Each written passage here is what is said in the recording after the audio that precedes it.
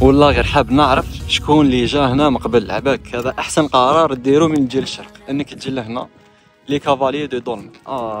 متعه.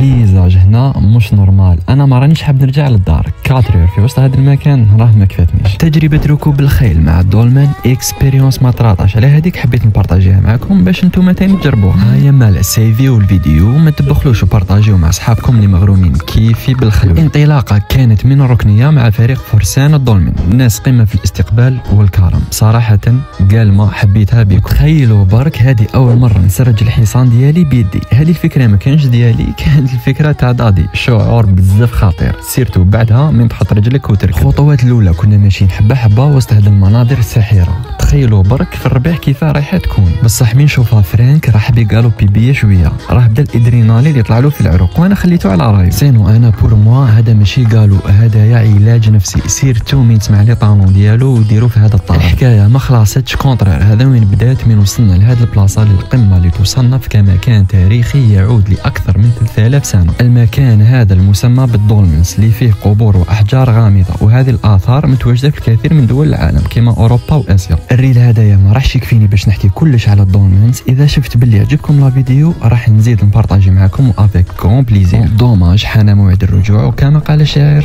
ارخي الجامك وينعلبوا العالم.